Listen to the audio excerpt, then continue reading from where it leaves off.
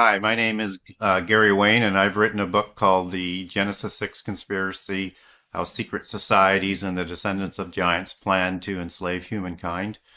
It's a book that I spent 30 years in research and in writing the book.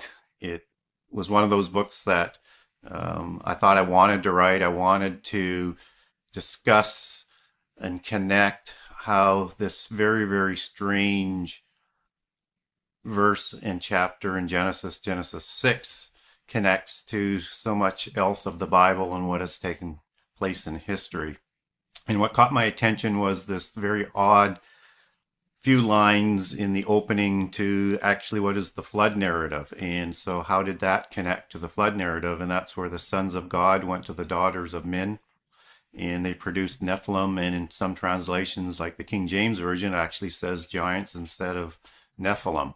And it also said that these Nephilim were before and after the flood. And so how did that happen if everyone was destroyed except for Noah and his family on the flood? And then all these giants pop up after the flood, names like Abites and Emites, fallen angels and demons being very much involved as a major sign for the end times. And also the interesting connection, what is in the Luke's version of that prophecy, what is their connection to Sodom? So I wanted to create a narrative that made some sense in my mind and try and come up with a rational explanation that makes sense biblically. I decided I wanted to bring in a connection that I thought might be obvious, that there were giants recorded in every other culture around the world on every continent. And was that just a coincidence, or was it telling the same kind of story? And as I was doing that research, I came across documents and books and information about a society that everybody is familiar with called Freemasonry, that actually takes their prehistory legends all the way back to the same time frame as Genesis 6 and before, with another parallel account, albeit from a different belief system and a different perspective. And all of a sudden that brought the secret societies into this whole narrative that starts in prehistory, also crosses the flood. And so I wanted to connect that. So the book at some point in time went from a narrative just about Nephilim to a book about the creation and the rise of the Nephilim and their kingships, alongside the mystical religions and the secret societies that rose up around them, partnered with them, somehow crossed the flood, and continue to this day. We have the sons of God going to the daughters of men, creating the Nephilim, which became the heroes of old and men of renown. And so when we look at some original translations there, we look at the sons of God and who were they? The Nephilim, who exactly were they? And then the heroes of old and the men of renown, which is the is the Hebrew word Gibron. And so then we have in how people will interpret this verse, who actually are these people? And so that's the contentious issues that you're referring to, and is argued from all different aspects. So just let me slowly walk through who these three groups or three names of groups actually were, and why it is exactly as it is written in Genesis 6. And so the sons of God, many people believe that they were just the sons of Seth, and therefore these weren't actually giants. They were just another branch of people that came up that were evil. Well, that's a very good interpretation, because if you go into the New Testament and we talk about the sons of God, those are just human beings. Or if we talk about the children of Israel, those were just average human Israelites. So what makes the sons of God in Genesis 6 actually fallen angels? Well, the original translation is Ben Ha Elohim, and that stands for the sons of God. And if we want to go for an exact Old Testament interpretation, we need to go to Job, the book of Job, and in three particular verses in Job, it translates angels with an asterisk and an annotation at the bottom of the page that in ancient Hebrew, angels were the sons of God. And so if we look at the two other possible translations, the children of Israel in the Old Testament and the sons of God in the New Testament, we find that those two translations, the first one is the children of Israel, that is actually a prophecy for the end time and beyond. So that's not referring to the same sons of God that are in Genesis 6. And in the New Testament, it's a doctrine of adoption into being a sons of God. So it comes at the Pentecost, and it has no direct relationship to what's being referred to in the Old Testament, in particular Genesis 6. So I'm on pretty sound ground. I think that, although I understand the argument that people think that they were regular men, if they were just regular men marrying the daughters of regular men, they wouldn't produce giants. I mean, something would have to be going on that is completely different, and you would have to actually add to the narrative to make some sort of sense of it. And so now we move into the word Nephilim, which actually translates as the fallen ones. And so some people say that those were the angels and not, and that the giants were actually the Gibborim, and I'll get to Gibborim next, which are the men of renown. Well, if we look at mythologies from around the world, and people have probably heard people like out of the mythologies like in Greek where we have the Titans, or we have the Anunnaki in Sumerian mythology. The Titans were two different groups. One was giants and one were the gods. And so if we look at the Anunnaki in Sumerian mythology, we have the same thing. So we have two groups. One was giants and one was gods. And so the second group, which is the offspring of the gods and human females in polytheist and philosophy and mythology, they produced earthborn gods. And we need to understand that the Nephilim were like a demigod. And they were a demigod in both the Genesis account and on all other accounts around the world. So they were part God or part fallen angel in the monotheist belief system, our belief system. And they were also part God and part human in all the other belief systems. So we have something that's rather unique, and it's a very consistent narrative around the world. And so again, humans copulating with other humans can't produce demigods. And so when people want to confuse Nephilim, even though it's a specific separate word with the sons of God, which is one of the other arguments, they're confusing the two, even though you can have the same name. We know from translations that the sons of God were always the Bene Ha Elohim. They were not called Nephilim in the monotheist belief system. Now, many people say that the Nephilim weren't giants and supergiants, they were just Gibborim, men of renown and heroes of old. The Gibborim weren't necessarily Nephilim, but they were kings and they were potentates and they were evil potentates. And so when Gibborim is used later in the Old Testament, we see it come up in Ezekiel when it's talking about very powerful kings, and we also see it come up when it's talking about Nimrod. And I do understand many people think that Nimrod was a giant, but I'll argue he was actually Gibborim, and that was the specific application for Nimrod as a hero of old. And so people's argument will be is yes, they were powerful kings, but they weren't giants.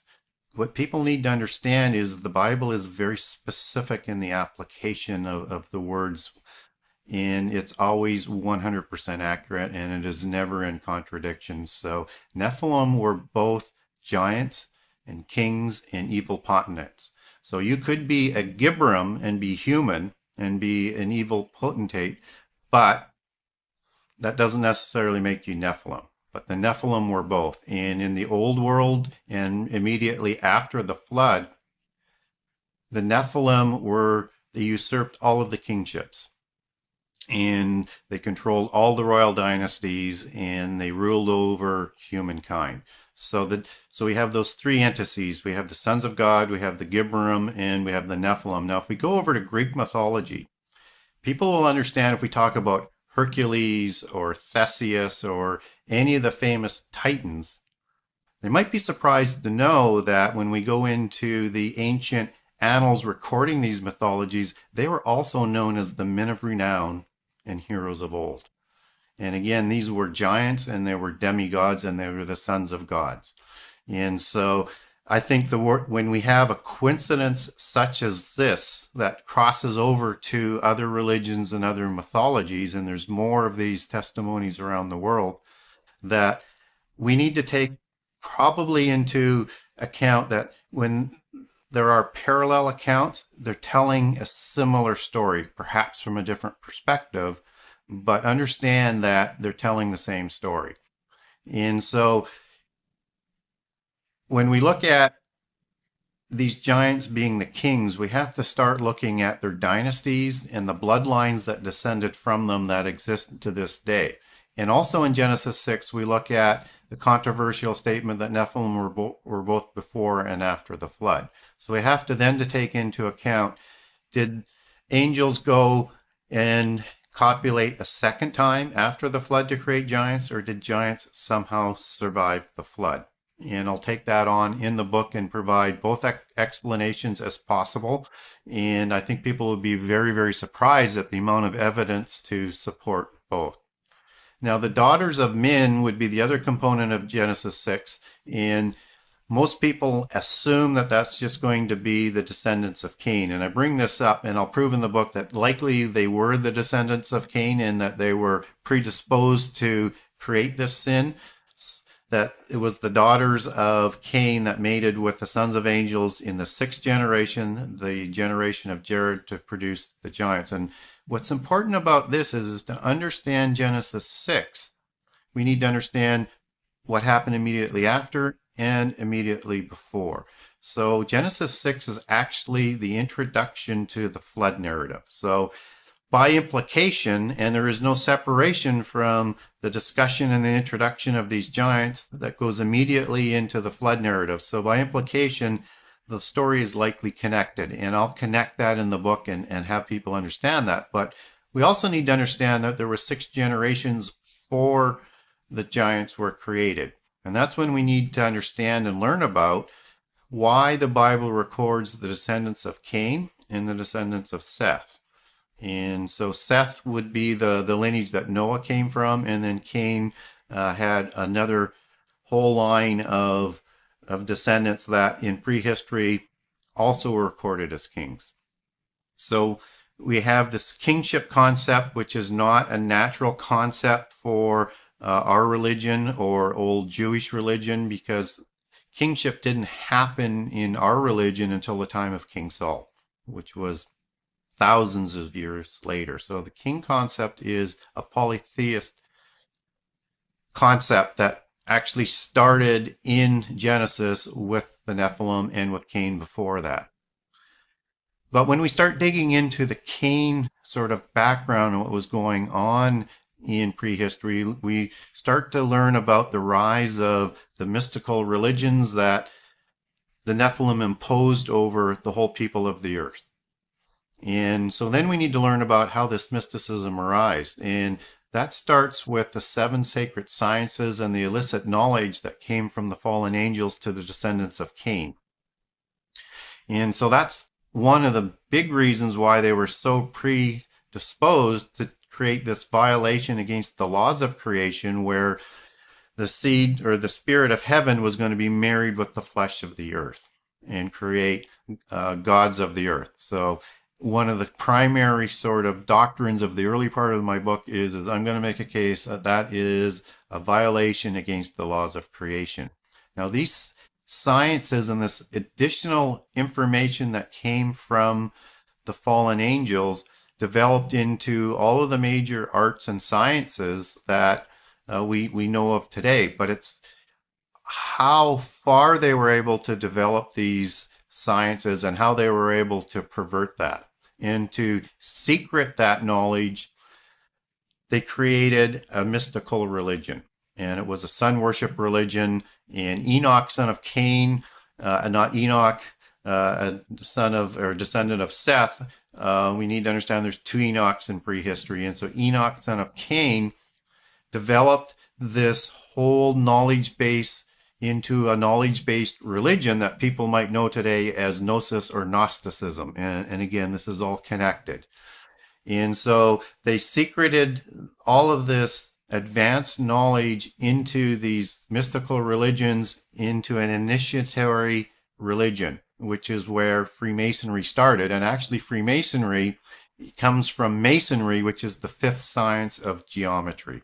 And so when we look at the craft legends from Freemasonry, understand they say and they recognize whether it's Tubal-Cain or Enoch or any of the descendants of Cain as their patriarchs, and they're founders of these secret societies to house this information. And they took this information to such a level that they claim that, and I want to understand, they claim that they created the great monuments of the world that mystifies people today, monuments like Stonehenge or monuments like the pyramids. This is their recollection, and this is the same types of secret societies that we see today. So we see this partnership that happened in the antediluvian world, and for people who don't know that word, that's just a large word or technical word for before the flood. And so we have this rise of, in the sixth generation, of the giants which usurp the kingships.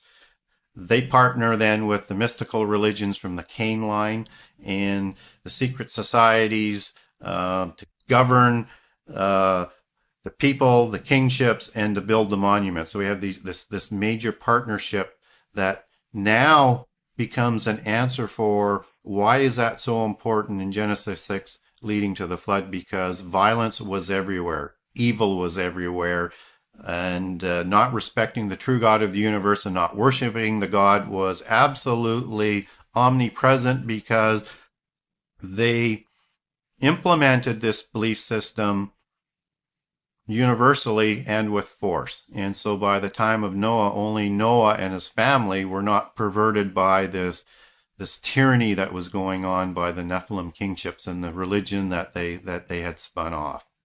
And thus came the flood.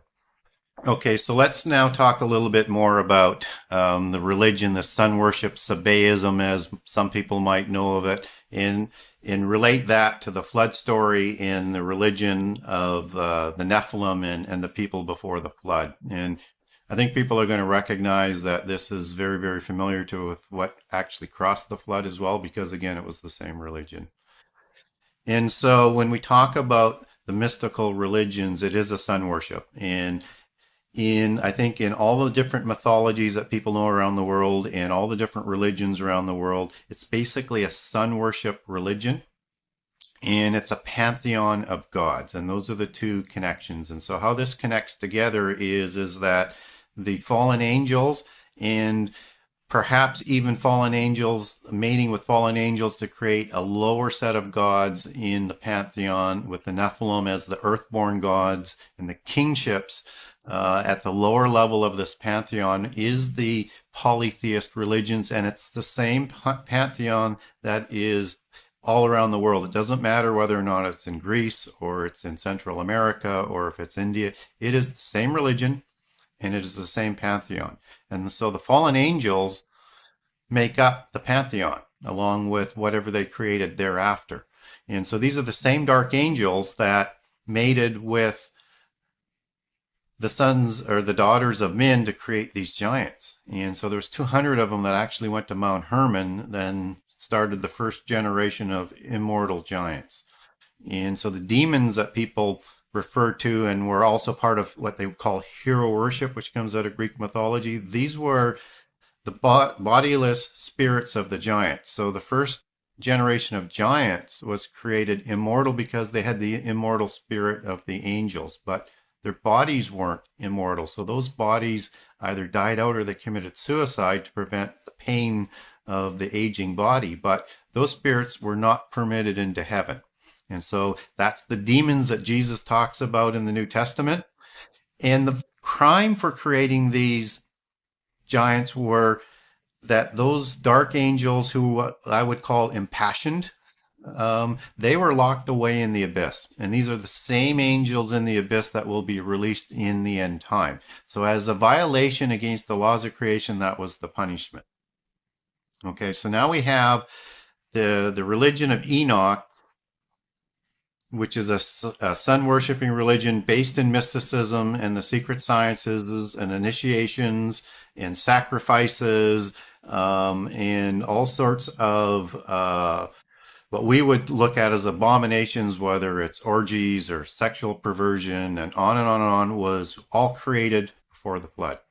And so people knew that there was a apocalypse coming, and so they were forewarned by the angels, the fallen angels. And so they needed to find a way to protect this information and get it across the flood. And that's what the sons of Lamech, and just so that people understand, there's a Lamech on the Seth line and there's a Lamech on the Cain line. And that's where a lot of this sort of meshing together of the bloodlines and confusing of scripture and information as to who was who in prehistory.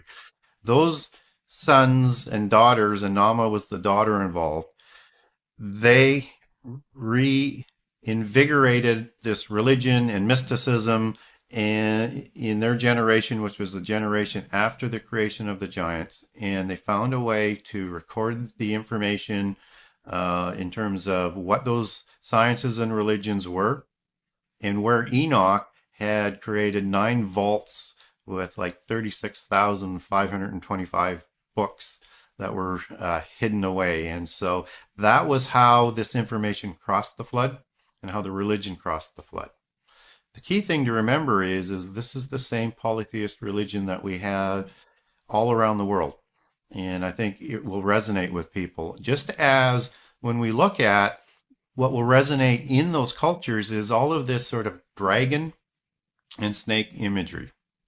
And that's because the fallen angels were seraphim angels, and they had the face of a viper. And so you put wings on translucent spirit being, and you have a form of a dragon, which is also the first form in the fairy mythology, because there are 4 fairies. And in their mythology, there are the opalescent fairies that came from other planets, who produced the earthborn fairies, which is the Nephilim. And then there was the demons, or the daemons as they would call them, and those are the spirits of the first generation of Nephilim that died out. And then you have the elemental, which is the 4th one, and there's 3 classes of little people, where now we could talk down the road about a connection to the alien mythology, because that's directly related. And so this information crossed the flood, and it turns out that a person that we just talked about before, Nimrod, partners with a fellow called Hermes at Babel. And they find this information and they resurrect it. And you get a hint of how powerful this information is at Babel when it says in that story about the Tower of Babel that now, working together and speaking as one language, there is nothing that is impossible for them. And what they are building is they're building a ziggurat and a fortress very similar to what was going on in the antediluvian world. They were recreating the same rebellion that caused the flood after the flood. But the question gets to be is how did the giants survive the flood, or were they recreated after the flood? Because you could interpret Genesis 6 either way. So if we look at a second impassioned violation, and we already know that the original Nephilim, or the original fallen angels, were put into the abyss as punishment for creating the giants, then that means if there's another violation, then the next one is absolutely out of spite to recreate these giants. And it's certainly one possibility. There's nothing really in the Bible that says that there was a second impassioned violation. But if we go into other mythologies and other religions, we do get that. So let me cover off a couple of that, and I'll cover off the other possibilities of Nephilim surviving the flood. So when we go into mythology as an example that people would know, 2 for sure, I think Greek mythology and Sumerian mythology. And in the Greek, not in the Greek, let's go to the Sumerian one first. The Epic of Gilgamesh is something that everybody's taught in school, and it's used as a representative argument that the Bible copied down the Epic of Gilgamesh, and the Epic of Gilgamesh is the original text for the flood story. So they're a very similar story on the macro level, but totally different on the detail aspect of it. So when we look at Gilgamesh, here is a figure that is recorded in the book of Enoch as being before the flood and was actually aware of the flood that was coming, even though he knew there was nothing that they could do to prevent it. And in the Epic of Gilgamesh, he is known as an Anunnaki, what we would call Nephilim from a Christian perspective, that survived the flood. And he was a demigod as described in the Epic of Gilgamesh. So he was part divine, part human, and he was a giant and a evil giant. And the person he tells the story to is a fellow called Enkidu. Now, Enkidu is created after the flood, and in the same manner as Gilgamesh was before the flood, and in the same manner as all giants were created around the world. And he was created as a counterbalance to prevent the evil that Gilgamesh was capable of doing and did both before and after the flood. But he becomes friends with Gilgamesh as opposed to counterbalancing, and they actually partner more into evil. So this is the second character in the preamble that's introduced in the Epic of Gilgamesh, and he too is a demigod created by the gods and a human female. And so they're telling a story about the flood story, about, depending on which language you want to translate it from, the two names that are most common are Utnapishtim and Ziusudra, as the king of Mesopotamia or Sumeria before the flood.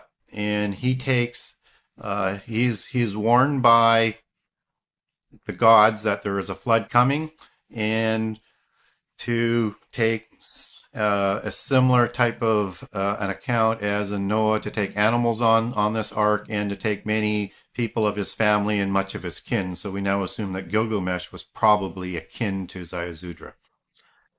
And so he's the archetypical Anunnaki Nephilim potentate. So he's not this sort of peaceful agrarian. He's this military warrior, evil potentate that we talked about.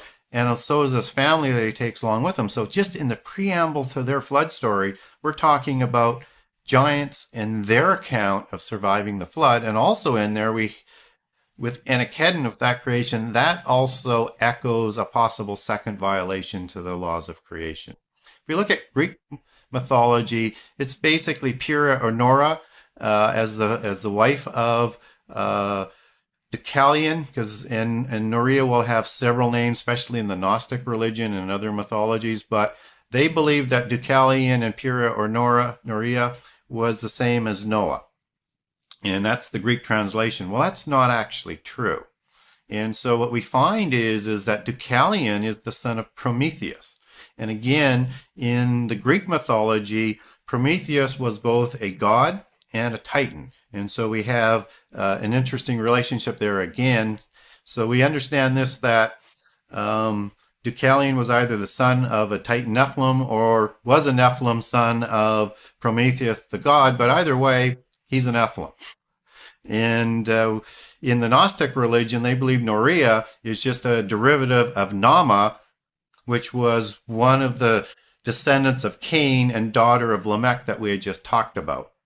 So now we have a combining of the story of another Nephilim survival. And when we look at all the accounts of prehistory, most of the accounts of prehistory in other religions and other mythologies are actually the survival of giants on an ark, or they went to a mountain.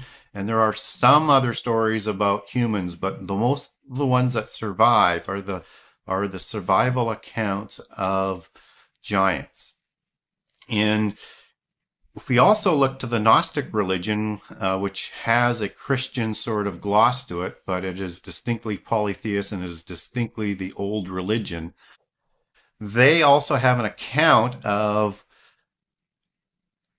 a particular character in prehistory called Seth, but this would be Anamaka Seth, and this would be another race of giants that was created in a cloud, so sort of a DNA manipulation as another account that would be similar to what might be happening in the alien mythology. So we do have an account of DNA manipulation and creating a superhuman Nephilim in prehistory from the Gnostic religions, just as we can look at other DNA manipulation with centaurs and other beings that just aren't around anymore, and particularly the crossbreeding of species and things like that.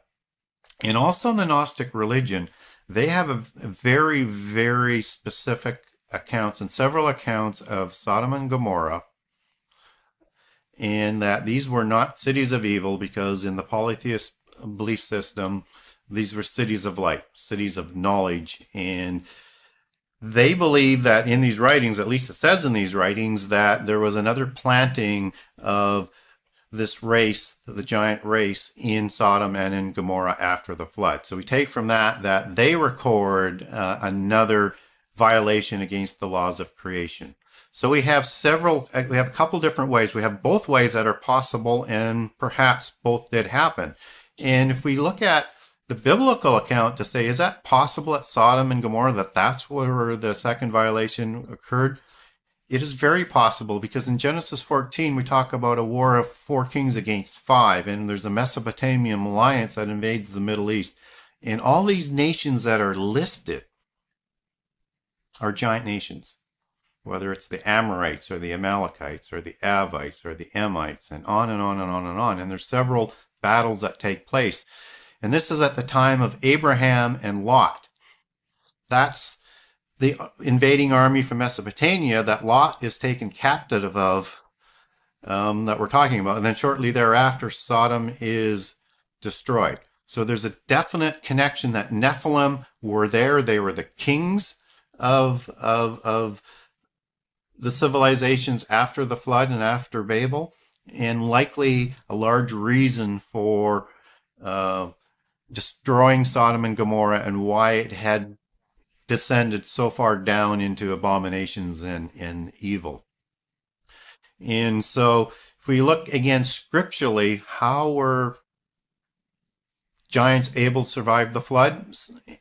And when we take into account that the flood story says that basically all human beings were wiped out, all land creatures were wiped out. So how can this be? So it's either somehow they survived the flood, or there was a second violation against the flood. Now I'm going to bring in something that people kind of overlook. It does say in the flood story that the flood was designed to wipe out all the life forms that were created by God. And so you have a possible skirting or very specific wording that did not include beings created by fallen angels. And so when you understand that fallen angels were created through the daughters of men, perhaps not all of them were wiped out, and perhaps the stories of prehistory are true, with all of these different cultures around the world recording that these giants actually survived the flood, either going to a mountain or into a cloud or on an ark. Okay, now let's also look at what I think people overlook very often is the Table of Nations in First Chronicles and in Genesis. And the Tables of Nations does is it records Noah and his 3 sons and all of their descendants. Well, all of a sudden we have very early in Genesis all of these nations like the Rephaites and the Anakites that do not descend out of the Table of Nations. So again, they either survived the flood or there was another recreation. And it can be either. I actually, at times I say it's one and sometimes I say it's the other. Actually, the more I think about it and the more time goes, I think it's probably both. And there are so many nations that survived the flood, or at least somehow seemingly survived the flood, because their names got to come out of nowhere. So when we look at Seir in the Table of Nations, Seir's name enters as a people who the descendants of Esau, um, son of Isaac, married into. And these people come out of nowhere. And these are the Amalekites and the Horites. And there again is nothing recorded there in the Table of Nations or in the Old Testament to say how these people came about. And so when we look further into the Old Testament and we talk about the Amalekites, this is the beginning of another intermarriage and a hybrid population of giants being created that was totally anti descendants of Isaac and Jacob. And so we can also look at accounts of other peoples that aren't giants that somehow survived the flood, somehow, some way, because again, their names kind of come out of nowhere and they are not part of the Table of Nations. And few of those ones, just to name an example, would be the Kenites and the Kenizzites. And of course, their history would say that they actually descended from Tubal-Cain. And so when we talk about the Kenizzites and the Kenites saying that they go back to descend back to Tubal-Cain, that's why we see this sort of mythos, this mythology that continues through religions and entertainment of people surviving the flood and descending back to Tubal-Cain. And probably the clearest one and most recent one was the recent movie about the flood and Noah, and where they insert Tubal-Cain being on the flood on the ark and surviving the flood. And that's a 100% Gnostic belief, where they believe that two of the sons for sure, and in some accounts they'll say Noah was Nephilim as well, but they believe that Tubal-Cain and Ham were the descendants of Tubal-Cain, and they were not the sons of Noah. And so again, you have to understand this is a different religion, a different belief system, but this belief system is everywhere and impacts all of our society. So we see those belief systems inserted in very strange and odd spots all the time. And when we talk about an ongoing mythos, I mean, I think so many people are probably familiar with the series on the History Channel with Ancient Aliens. And I watch Ancient Aliens all the time. I don't think there's a show that I've missed, because I like the information that they bring in. I understand their perspective.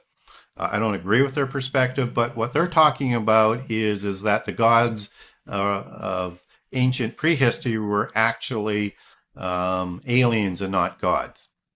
And so there's not a whole lot of difference in terms of how they're trying to explain it, except that from a biblical perspective, these aliens were the fallen angels, very advanced beings, and they're saying they just weren't quite as advanced. They're just more advanced than people of prehistory. So the accounts that they bring in are extraordinarily relevant and pertinent, but for a Christian, just understand it from their perspective and then relate to it as to what Scripture says.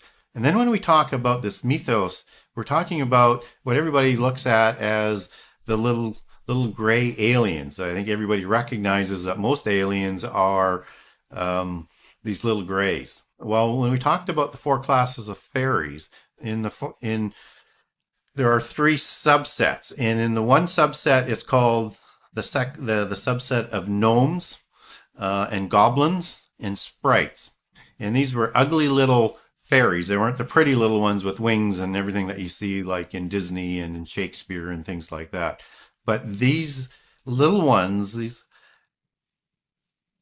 they had a section called the little grays, the gray neighbors as they were known in Scotland. And so these little goblins were identical to the descriptions of the little grays that we know of today and in the sightings. And what's important about that is that these grays had flying machines, and they're offering technology and the ability to evolve, and they would kidnap people and return them. They would do DNA experimentation on them. They were looking to create hybrids.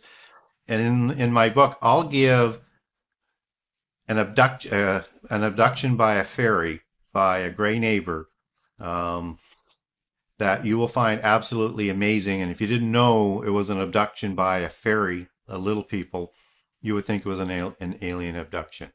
So again, we see little people in these four classes of fairies. We see this all throughout history and all throughout our entertainment and all throughout mythology. And so if you go to the Ring of the Lords in Tolkien, you see these little people. A number of them, not all of them, because there's many kinds of little people. And what they're trying to tell us, or what they believe is that many of these little people and other beings survived. And if you look at the end of Tolkien, and it's sort of in Lord of the Rings, you have all of these beings going away on a boat.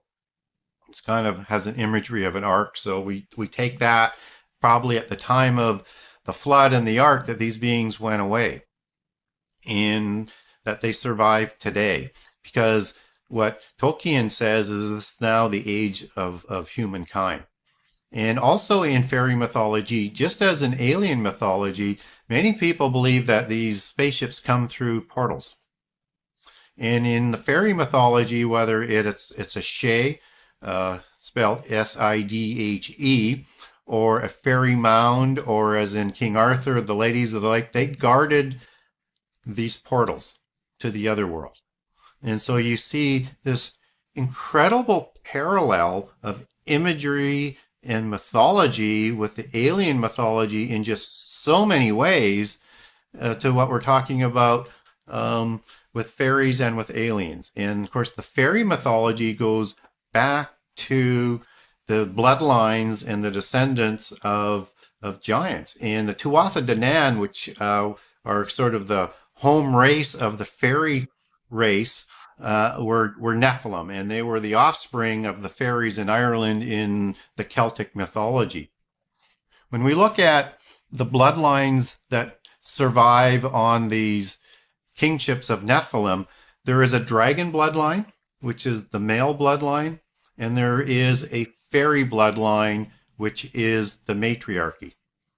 And both of those, in both imagery and in importance in tracking the genealogy of the giants, is very, very important. And so that's why we see the fairy mythos and the dragon mythos, whether it's Dracula or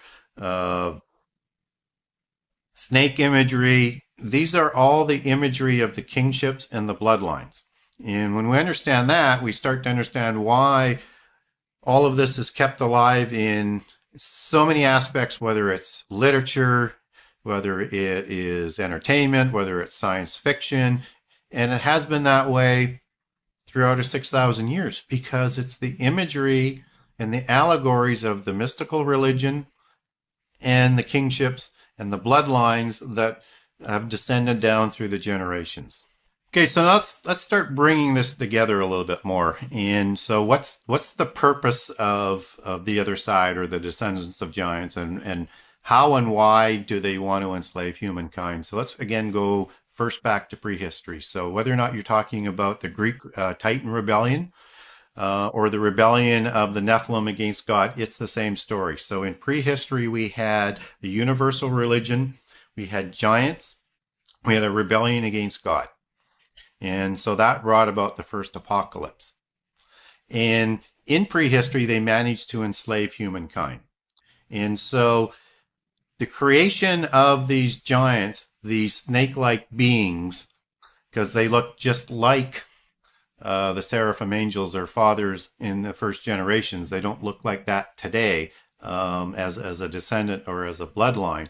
But what Lucifer, what Satan was trying to do was take his revenge out, because all of this is connected back to the angelic rebellion. And so humankind is destined to be raised higher than angels. And this is not what the rebellious angels want. So this is all part of the angelic rebellion. And so when prophecy talks about rebellion, it will come about again in the end days, just as it did in the antediluvian period where the first apocalypse came. And the second apocalypse will be by fire, not by water. And so when these forces and partnerships revived after the flood, we see the first rebellion taking place, and again to enslave humankind and bring on the universal mystical religion. We see this at Babel, where Nimrod is the Antichrist figure, and he usurps absolute control, and usurping of power is one of the sort of common traits to the Antichrist. And so he usurps power as king. They bring in the mystical religion. They force everybody to worship They develop the seven sacred sciences, and they're going to rebel against God. And if humankind actually succeeds in the rebellion against God, the dark angels win. And so they need to enslave us. And so God stepped in and confused the languages so that it wouldn't happen again until the time that's been ordained, which is the end time. And so we will see another rebellion, another stand against God, just as it occurred before the flood and at Babel. And so when we look shortly after the flood, these Nephilim, either from a recreation or surviving the flood, they once more usurped all of the main kingships after the flood. And so when we look at the Amalekite dynasty, the Egyptian dynasty, the Sumerian or the Akkadian or the Mesopotamian dynasties, the Mitanni dynasty, the Hittite dynasties, these are all Nephilim dynasties. And these bloodlines exist today. And they exist today in the royal families. And so most of the royal families, and they have genealogies to prove it. At least that's what they say. And they also have genealogists, and Lawrence Gardner has written many books about it as being a royal genealogist. They have the ability to take those genealogies all the way back into prehistory and all the way back to the giants. And so this bloodline is existing today, and that's why I call it the descendants of giants or the bloodlines of the giants. And what these bloodlines are designed to do and have been designed to do all throughout history is to be kept pure to introduce the Antichrist. And so I will make a case in the book that the Antichrist of the end time will be a bloodline, or at least will present him as a bloodline descending down from the giants.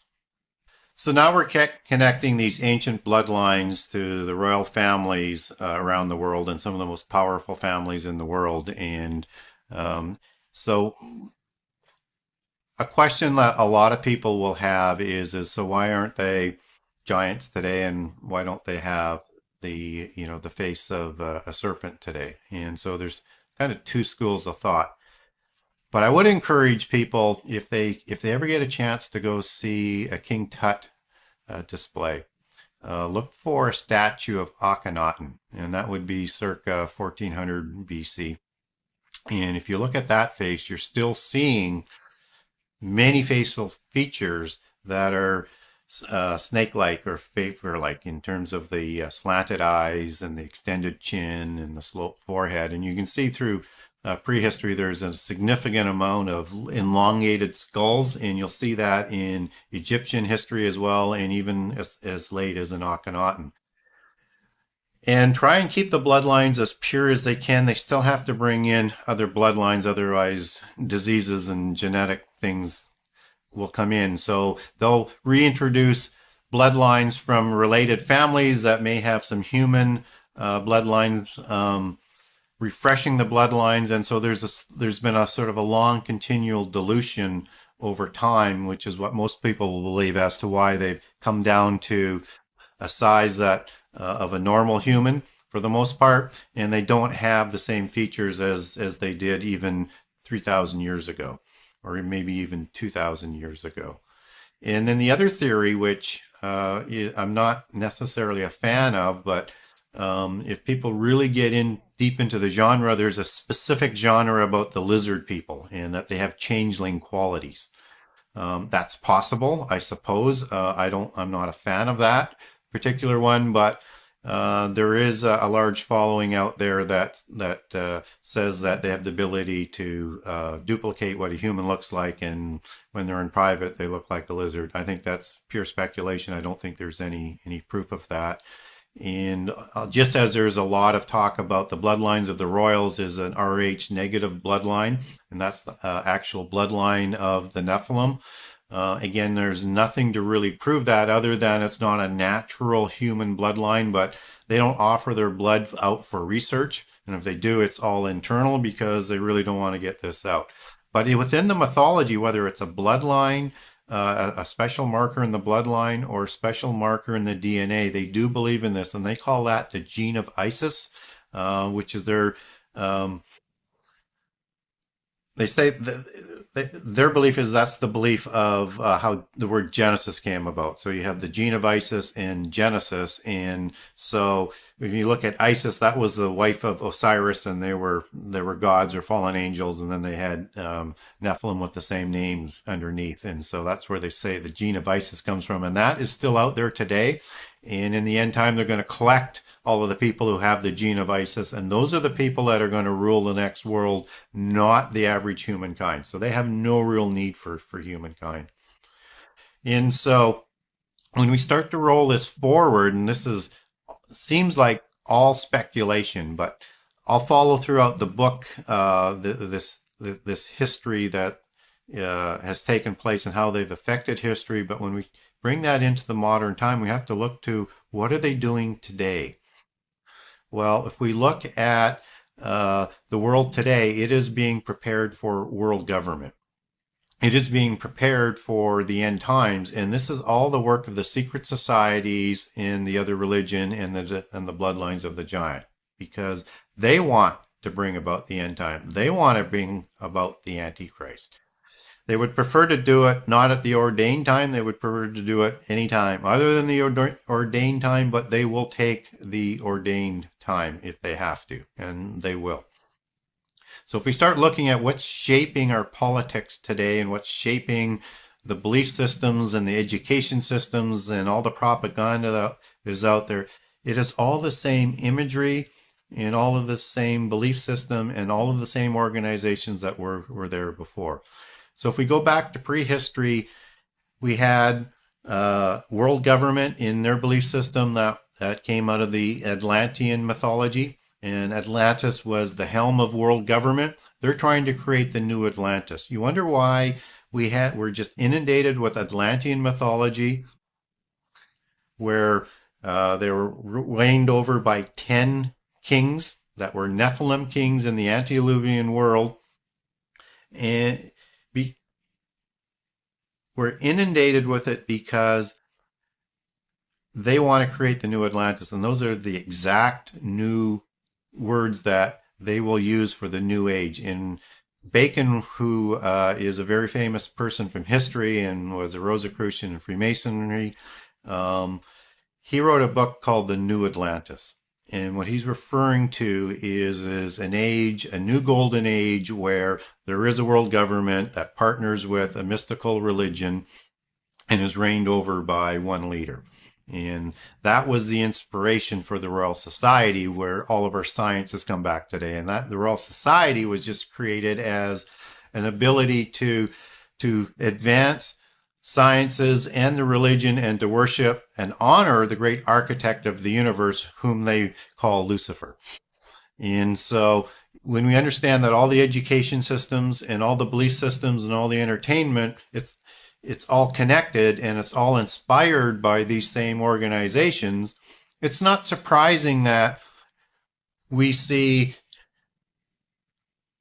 developing today this concept of world government. It's an ancient concept. They want one government that they can rule over, just as they did in antediluvian times and at Babel, with one sun-worshipping Babel relationship, or as it's known in the end times, Babylon, and that they're going to have one king over there who will usurp kingship, which will be a modern Nimrod or a modern Nephilim.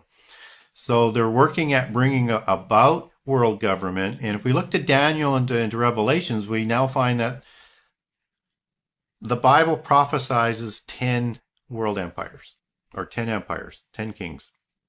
This is the Atlantean mythology manifested but predicted within the Bible.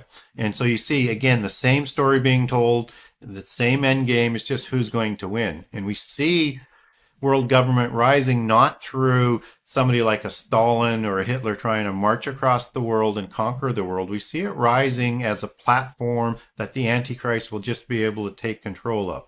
And so when we look at NAFTA or the EEC or whatever these trading blocks that are rising, look not for 10 specific nations, look for 10 groups of nations, 10 spheres of influence, 10 regions that will unite and have one representative that goes and and begins world government. But just as before, we have to have the universal religion, the mystical religion, as part of that partnership to make all of this happen. And that's why you see this war against Christianity, why it's going out of the schools. Soon, everything about Christianity and the constitutions which were designed with this in mind will be used to persecute and sideline Christians, because Christians and monotheists are their only stumbling blocks. And they're progressively, and I use that word specifically, they are progressively working towards this through left-wing politics, which are the progressives. And they've tried to create this many, many times. And the last most recent one, and it's a perfect analogy, and I'll cover it off in the book, is the rise of the Third Reich. So you have an Antichrist figure, you have the mystical religion, you have the Third Reich, the 1,000-year reign that they're trying to recreate. You have the slaughter of the Jewish people, and then it would have also been the Christians thereafter. It is an exact Antichrist type prototype, just as Nimrod was. So again, what was before is going to be again. So they work at bringing about these things through specific secret societies. And you remember talking about Freemasonry and Masonry in its ancient forms. Well, Nimrod was the first founder of the Masonic secret societies at Babel, and he wrote the first constitution, and then it was revitalized and reformatted the constitution at Heliopolis in Egypt. And that same organization, with many genitive organizations, has survived ever since. And we know that today as the Rosicrucians. We know that as the Freemasonry organizations. We know that as the Illuminati, and then all the different organizations that they have spun off. And that would be including the Gnostic religions, which they worship at their center, which created Theosophy, which also created New Age. We will recognize these groups as groups like the Bilderbergers, that they are taking all the new money and utilizing them to influence the world and meeting in secrecy, just as the Bohemian society that meets in California is, again, about new money, not the old money, not the true bloodlines. Understand there's a hierarchy involved here. So Freemasonry has lower levels, and then at the 33rd degree, they become illuminated and become an adept. And then from the Illuminati and from the enlightened people at the 33rd degree, the Illuminati drafts those adepts. And so that's the inner part. And then those people who have some bloodlines, some noble bloodlines, and who are able to continue to progress with enlightenment, they are drafted into the Rosicrucians. And above the Rosicrucians is the Council of 300. And the Council of 300 comes from the 13 families of the pure bloodlines. And then you go back to the 13 bloodlines. And within the upper tier group, they're going to keep 3 Antichrist figures ready to go at any time, raised from childhood, illuminated in levels that a Rosicrucian of a lower level wouldn't have, or Illuminati wouldn't have. But they've got an Antichrist figure ready to go all of the time. Some of the other organizations that these secret societies and families fund, people might remember the Skull and Bones. And so the Skull and Bones is just another one of these organizations, and what their main thing to do is out of Yale in particular, they're going to draft in the pseudo blue bloods from the United States. And then when they talk about pseudo blue bloods, that's again the bloodlines. It's just not as pure as the ones that came across from Europe, but it's the American purebloods. And of course, those families tend to intermarry. But the people being drafted into the Skull and Bones, they're the people going into all of these government organizations to control governments. And so most of them go into an organization called the CFR first, and that's the Council of Foreign Relations. So if you look at any political shows and interviews, they're going to bring on these advisors and people when they're talking about politics, and many of them are going to come from the CFR. This is from that organization, and it's their job to bring about world government. And there's not just the CFR that's an organization. You have the Bilderbergers, and they were doing the same thing, only from a European perspective. And that organization, their end product was the EEC. And we talked about that earlier as one of those rising empires, just as we look at NAFTA as part of a North American entity that's going to form into these 10 world governments. And then there's another organization that people might be familiar with is the Trilateral Organization. And they were created for Europe, United States, and Japan, the three biggest economies in the 70s, to again find a way to bring the world together as one government. That's their charter. There's another interesting group, and there's many of these webs that are working. The Leviathan of this organization is so immense. People can't imagine it. I can't imagine it. It's just everywhere. But there's one that sort of brings us full circle is an organization called the Club of Rome. And the Club of Rome is an organization that was organized to bring about world government with, you guessed it, 10 empires. 10 blocks of countries. And they were organized in the late 60s and the early 70s. So this organization is above the Bilderbergers and is getting very close to the Council of 300 with its members. So very, very powerful members that are in this with pure bloodlines. And so not only do they want 10 empires, this is where, and people might find this controversial, they decided they needed certain policies to cattle herd people, things that could cross borders and get people to move into a direction of a world without borders. And so they came up with so much of the environmental protest and policies. They fund that. They came up with, if you can believe this or not, the great overpopulation scare. So they're creating these apocalyptic policies from the 60s and 70s that they're continuing to use today. They created the doctrine of peak oil to, again, help cattle herd and manipulate markets. And also, what I think people will find interesting, and it doesn't matter whether or not you're a fan of or a believer in global warming or not, that's their doctrine. They introduced that one at the same time. And so their job is to cattle herd people into world government. And so we have all of these different institutions that are working together. And if we go back before Freemasonry, there was an organization called the Knights Templar. And the Templars were founded by these same bloodlines and these same organizations. And what the Templars did was they created modern banking. And so whether it was a check or credit facilities, and they grew wealthy over lending money to all of the various monarchies to wage their wars. And when they were broken up, these organizations needed to reassemble, and they split into several different groups.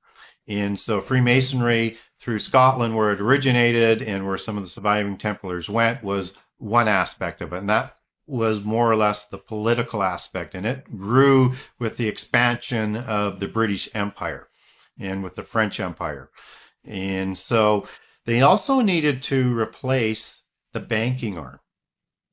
Well, there was a family in Germany who was working for some of the German bloodlines, was brought in to be the bankers, and that was the Bauer family. And then when they grew rich and powerful and became the banking arm of the agenda of these bloodlines and organizations, they moved to England, to London. And they felt they should change their name. And coincidentally, most people will be familiar with the family called the Rothschilds. That's who the Bauer family is, and they were created to fund these organizations. Then the Rothschilds, they drafted many families in the United States and made them wealthy, and they're loyal to the Rothschilds today. So if we talk about the Carnegies, or if we talk about the Warburgs, or if we talk about J.P. Morgan, and in particular the Rockefellers, all of these families were funded by the Rothschilds, and they're totally loyal today. And these are sort of that heart of that pseudo blue blood line that goes back to the Rothschilds, who aren't as pure as the 13 families, because this was a less pure line that was brought in after the demise of the Templars. But they were the banking arm. Now, The profits from the banks, let me back up a step first. Note that all the reserve banks in the world are owned by the banks. They're not government owned. And the Rothschilds own most of the banks, and the rest of the banks that are the ownership of the reserve banks were funded and created by the Rothschilds to act as their stable agents. Now, the profits that the banking industry makes, not in all countries, but particularly in the US, they can move their profits to trusts and not be taxed on it.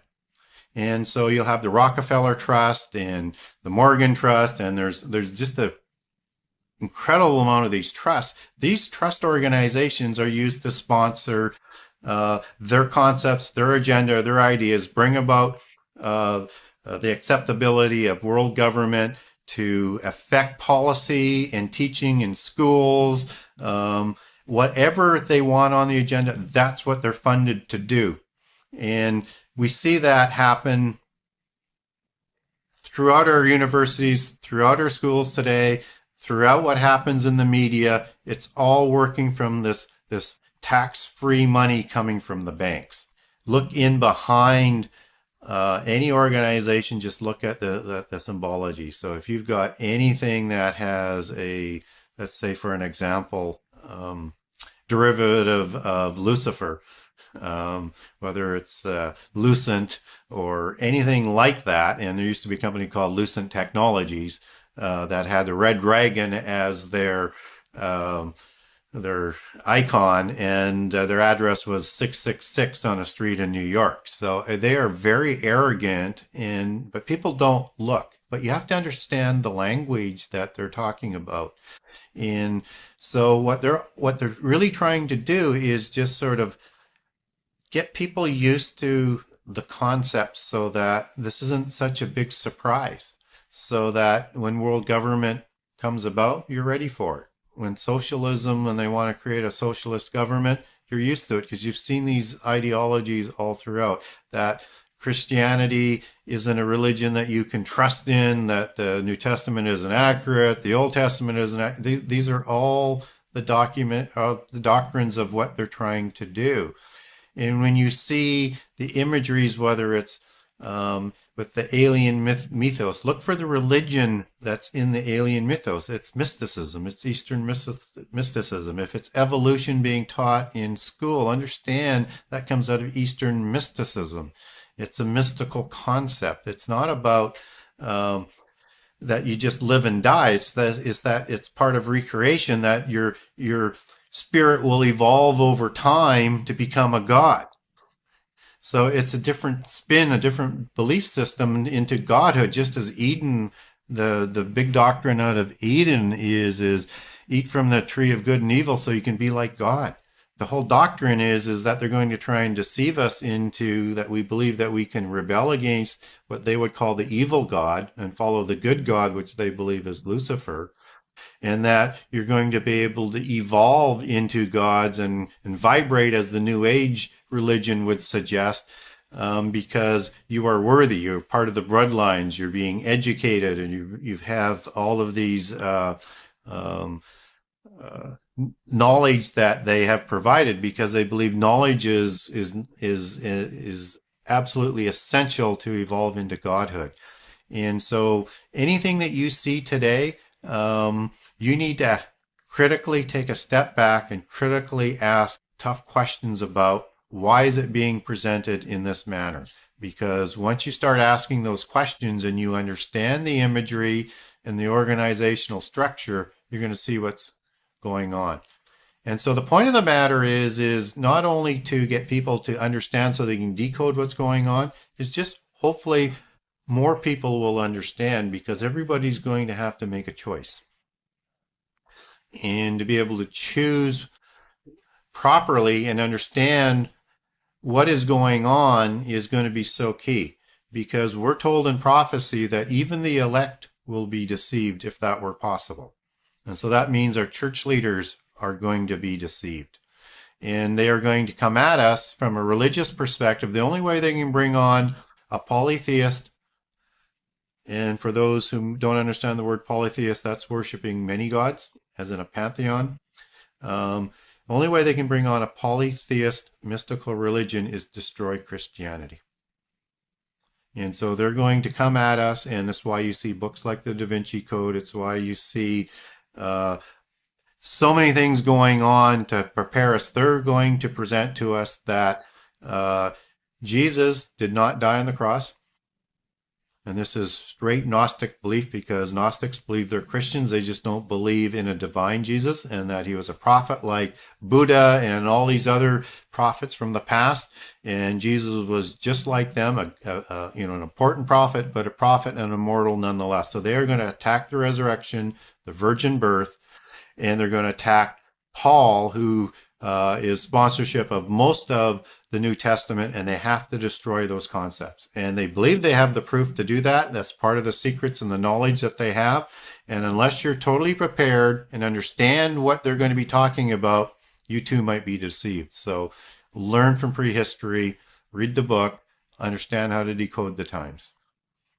And one of the most significant examples of preparing people for the end times and the propaganda and the imagery that goes with it is go look at pretty much any of the major holidays that we celebrate in North America today. And you're going to see they're inundated with this imagery, with this allegory, and with this distortion. And so we have All Hallows Eve, which everybody is familiar with, and it's about devils and witches, and that's all part of the belief system.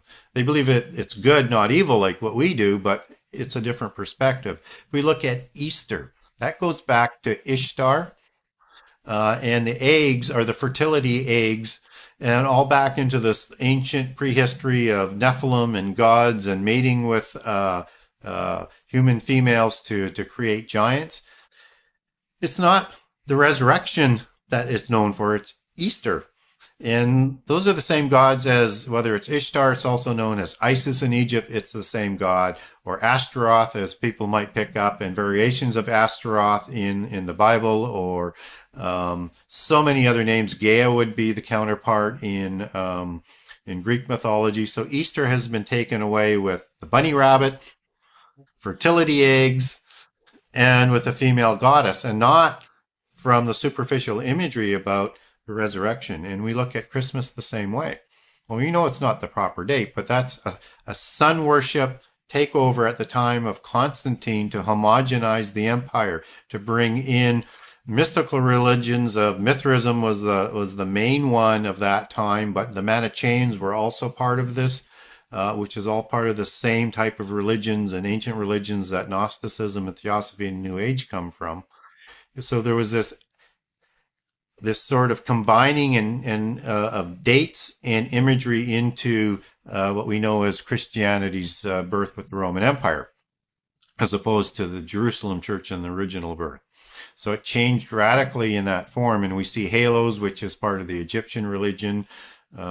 We see images of Jesus and the baby Jesus, which is an image of Isis, Osiris, and Horus as the Trinity, and on and on and on, including December 25th. And so when we look at the Mithraic religion being introduced into Christmas, and that he also rose after 3 days, so we see a blending in on this, and on the 25th and the solstice, typical polytheist religion sort of overlapping it. I think it's fine that we celebrate and also acknowledge that we ought to celebrate the birth of Jesus. Just understand that that date has been manipulated when Constantine brought the religion to the Roman Empire. Then we also look at the modern sort of manipulation of Christmas, where we introduce Santa Claus, and everybody thinks Santa Claus goes back to St. Nicholas. Well, this is not a St. Nicholas doing good for poor children and poor people. This is a fairy mythology inserted into Christmas. And the elves are part of the fairy mythology that we talked about before. And these little ugly elves, they focused on the naughty list and what they did to the children in an evil sort of way to the children that weren't good. And this individual, that Santa Claus, was not St. Nicholas and was a different character in the story. So this is another piece of fairy mythology that's just designed to take our belief system away and fool people. And it's a way of degrading Christianity in a way where people like to have a celebration that sounds good and everybody likes to do, but at the end of the day, it's slander against Christianity. And so I think we need to understand that um, the history and the meaning that's behind these allegories are things we need to learn, and they're there for a reason, and they're not there for the betterment of Christianity.